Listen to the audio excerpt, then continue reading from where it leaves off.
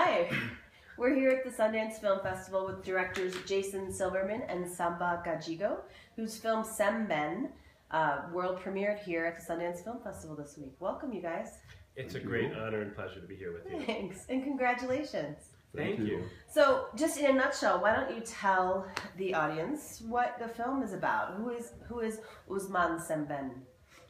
Well, I think in a nutshell, he is a man of the people, very modest background, former fisherman, former soldier, dockworker who taught himself how to read and write, became a writer, and single-handedly created African cinema to give Africans their images back. I can't beat that. Okay, all right. So how did the two of you meet? I understand you've been working on this film for a very long time, and the project generated kind of from Samba's relationship with Sembene. How did the two of you connect? We started working on it in 1972, when I was 4. We've been working on it for more than 6 years. Slightly embarrassed to say, but it's worth all the time and effort. We met through the Telluride Film Festival. I commissioned an article from Samba on Sembene upon the occasion of Molade's premiere. Okay. Molade is Sembene's last film. Samba was actually on set with Sembene at Molade, and he wrote a wonderful piece about Molade, and I invited him to come show some of Sembene's films at a theater that I operate in Santa Fe, New Mexico. Okay. And I became obsessed with Sembene because I think he's the world's greatest independent filmmaker if you factor in degree of difficulty. The films are amazing and wonderful, but they were also so hard to make. What year was his first film? His first film was made in 1962, and when he arrived back in Africa, he had been living in Marseille, seeking work. And when he returned to Africa, there was no infrastructure whatsoever to support filmmaking. There was no trained crew, there was no trained actors, there was no funding. There was no labs on the continent. There was nothing that would make filmmaking easy. There's no way to Google how to do things. He had to invent it. Not only did he have to invent the way of making movies, he also had to invent an African aesthetic because he really wanted to tell African stories. How do you do that? Oh, go ahead. No, go ahead. No. Please. Where did he get his first camera? How did you get a camera? Oh, he was in the Soviet Union in 1961 as a student, learning how to make cinema, and at the end of a year he came back to Senegal with one old 16mm Soviet camera. That was his first camera, or used one. That's all the thing he had in his luggage. Even to make his first film, his friends in Europe had to give him leftover film they had. Film stock. The short ends. Yeah. So that's how he made it with this battered 60mm camera that he carried back on the train from Moscow, and with short ends of film from Paris. And there was no way to process the film, so they didn't know what they were shooting. So they'd shoot, and then they'd send the film off, and a week and a half later, maybe they'd get the day back. And he had to go to Paris and edit, and he had to edit after hours when the edit stations were not being used. So all these filmmakers who make their movies on credit cards now, you're like, there's those wusses, right? Well, it's hard to make a movie. I mean, Sam and I discovered how hard it is to make a movie. So I'm completely empathetic to all the war stories that independent filmmakers tell, but it's nothing like Sembene. Right. And so he did it once in 1962 with a short film, and then he did it again the next year with another short film. The amazing thing is that he continued to do it for 40 years, and not only was the technical and financial situation difficult, but he made films that were very much anti-status quo. He made films that attacked the powers. So he was basically biting the hand that fed him. The French banned his films, the Senegalese banned his films. No one wanted to fund him, but he kept on working. And he went, for one period of time, he went, I think, 8 years without making a film, another period 10 years, but he never gave up, he kept on going. Did a film community grow out of his initial beginnings, or did... I think you can really say that historically he's the first to, with his bare hand, to invent African cinema. Now, truth be told, in 1957, a short film had been made by a Senegalese in France, because until 1960 there was a French law prohibiting Africans from making films in Africa. It was illegal. It was illegal to make films. So he thought Africans needed to create their own mirror through which to look at themselves, instead of relying on these stereotypical images that were created, produced in Europe. So yes, that's why actually people affectionately call him the father of African cinema. Not just because he's the one who started it, but he's the one who had the most longevity. And it wasn't just the films. I mean, Sembene started the first filmmakers union in Africa.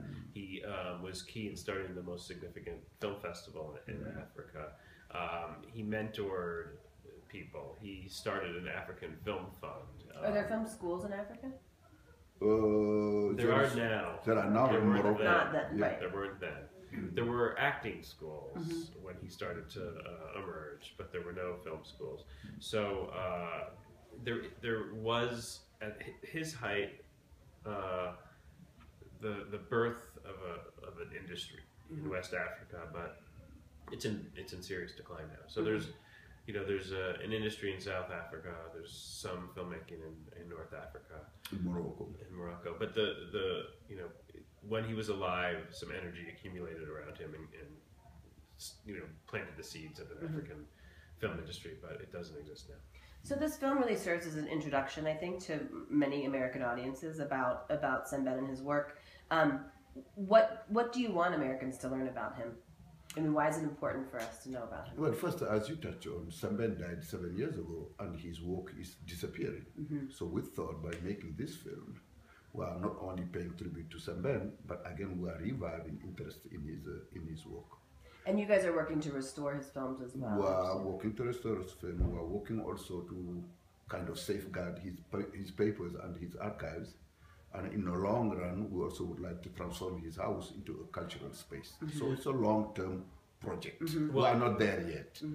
I would say and that's a great institutional goal. In the film, we tell Samba's story. And Samba was a boy who grew up in a small village, learning about the world through his grandmother's stories and through the indigenous storytelling system, which is stories around the campfire. Didn't see his first moving image until he was a young teenager. By the time he was 17, he had been indoctrinated through the French educational system and had largely forgotten those stories and was told not to speak his languages. And that's when he found Sembene's most famous novel, which was the light bulb moment. And at that moment, Samba said, all these French stories are wonderful, but I actually have my own valid culture. And the book had Africans who were powerful and had agency, and that's not what you read about in the European literature.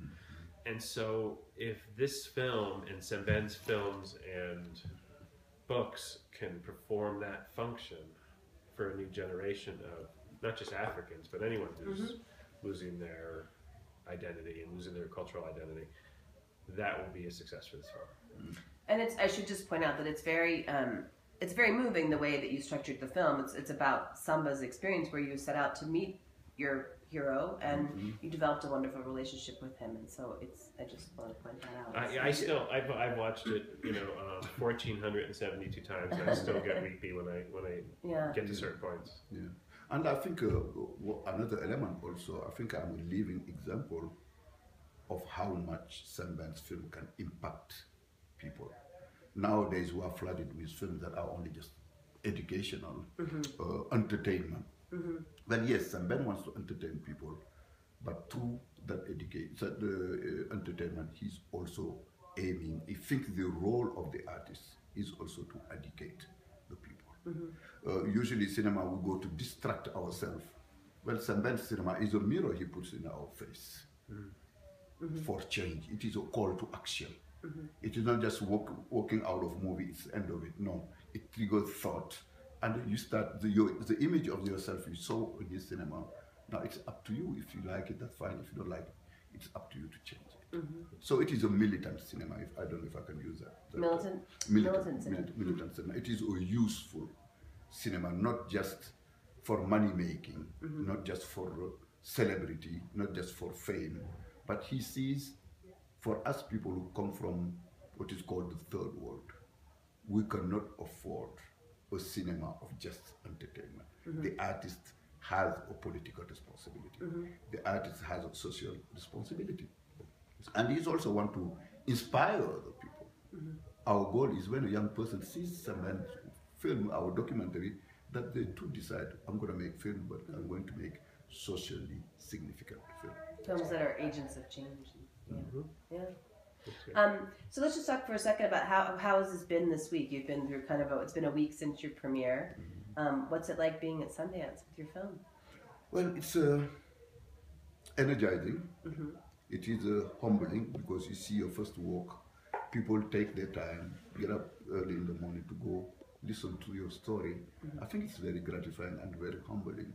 And it made me, I already knew that, but it made me more aware of the fact that yes, we are telling a Sembene and Samba story.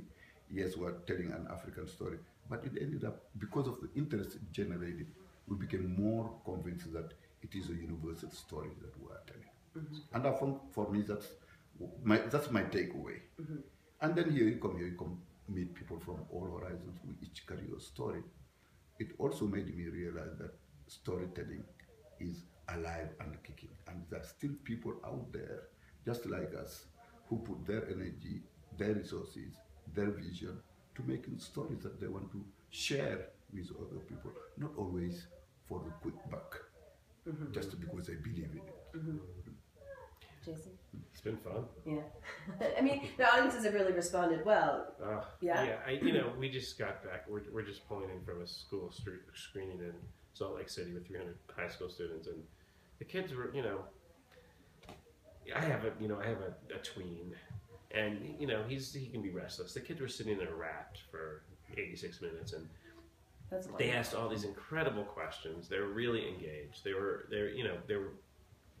5 or 6 rounds of applause. It was really, we work in isolation as filmmakers, and with the idea that someday your film will be seen, but to show it to these audiences and have them respond as they have has been, one of the biggest thrills of my life. Sometimes you feel like crying. Like after this screening, a kid just came to me. So this is a stone, very precious. It's for protection. I want you to put it in your pocket. Are you getting this? I almost cried. Nobody done this before. A high school kid maybe has never seen an African film first, but he thought it was so important. He feels the need to blessing me and to protecting me. That is really beautiful. Yes. It's very beautiful. Yes. Right. Well, congratulations, you guys, and thanks for talking with us. It was a great pleasure. Thank you. Bye.